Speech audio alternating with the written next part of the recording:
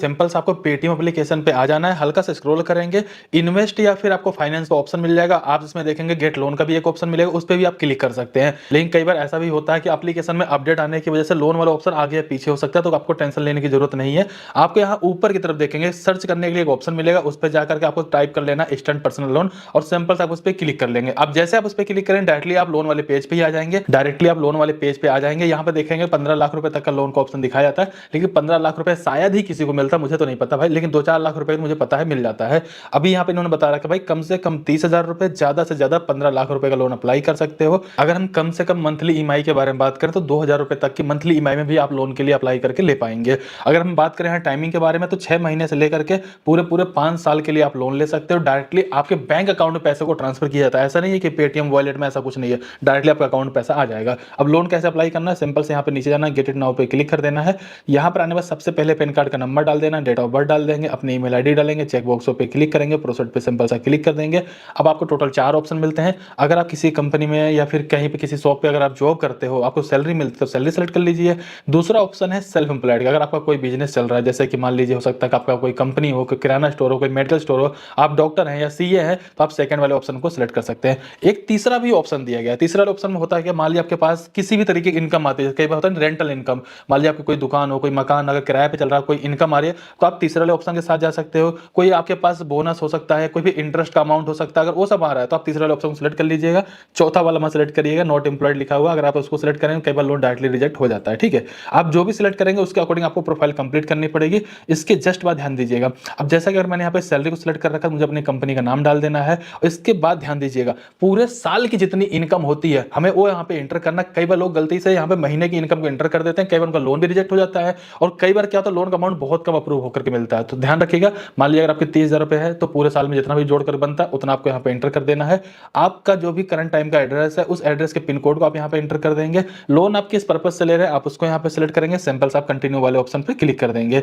इसके जस्ट बाद ध्यान दीजिएगा, अब हमें यहाँ पे लोन का ऑफर दिखा दिया गया। आपको ध्यान हो हमने पैन कार्ड का नंबर डाल दिया, तो पैन कार्ड से हमारा सिविल स्कोर चेक हो जाता है। सिविल स्कोर के बेसिस पे लोन का ऑफर डिसाइड करके देते हैं भाई कितना लोन आपको देना चाहिए। और अगर आप इस लोन के लिए अभी एलिजिबल नहीं है तो एलिजिबल कैसे हो सकते हैं इसके बारे में जानकारी अभी आपको शेयर कर दूंगा। पहले बस थोड़ा डिसीजन ले लेते हैं भाई कितना लोन हमें महंगा पड़ता है, कितना सस्ता पड़ता है। अभी फिलहाल यहाँ पे 3 लाख रुपए का अप्रूवल आया। अगर मुझे लोन कम से कम लेना हो तो 20,000 रुपए का तो लेना ही लेना पड़ेगा। अगर मैं 3 लाख रुपए का लोन लेता हूं तो आप देखिएगा 24 महीने यहाँ तक कि 30 महीनों तक का टाइम दिया जा रहा है। उसके बगल में मंथली जो भी इंटरेस्ट बनेगा वो अलग से दिखा दिया गया है, और मंथली इंटरेस्ट प्लस ईएमआई को मिला करके टोटल पर मंथ की ईएमआई क्या आएगी आपको वो भी देखने के लिए मिल जाता है।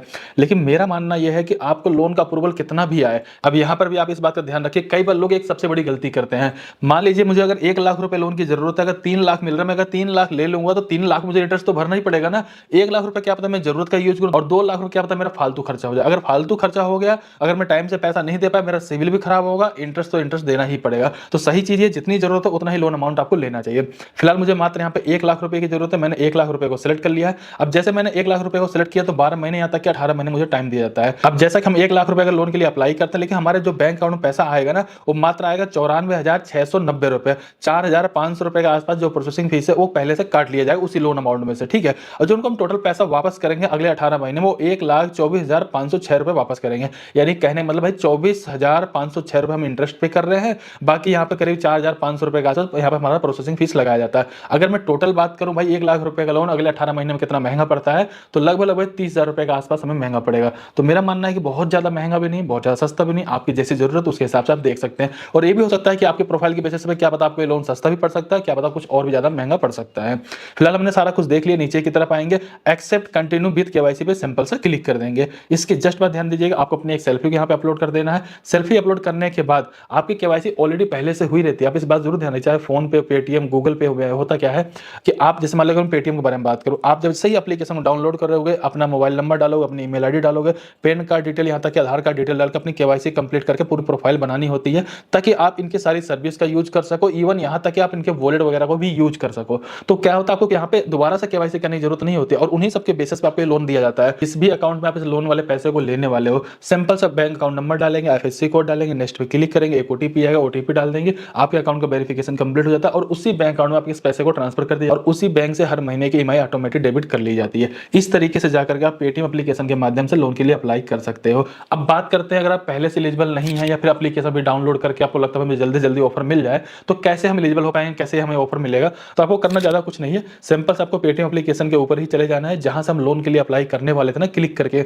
उसके नीचे देखेंगे क्रेडिट स्कोर चेक करने के लिए ऑप्शन दिया जाता है, जबकि फ्री में अपना क्रेडिट स्कोर आप चेक कर पाएंगे। सिंपल आप उस पर क्लिक कर देंगे, अपने पैन कार्ड डिटेल वगैरह डाल देंगे, आपका क्रेडिट स्कोर दिखा दिया जाएगा। क्रेडिट स्कोर जैसे एक बार पेटीएम के पास जाएगा, उसके बेसिस पे कितना लोन का ऑफर आपको मिल सकता है वो नीचे ही बगल में आपको दिखा दिया जाएगा, यानी कि आप 2-4 दिन के बाद आएंगे, लोन को अप्लाई करके आप ले पाएंगे। इस तरीके से जाकर के अपनी एलिजिबिलिटी को भी चेक कर पाएंगे और जल्द से जल्द आप एलिजिबल हो पाए, उसके लिए भी आपको यहाँ पे ऑप्शन क्रेडिट स्कोर के माध्यम से देखने के लिए मिल जाता है।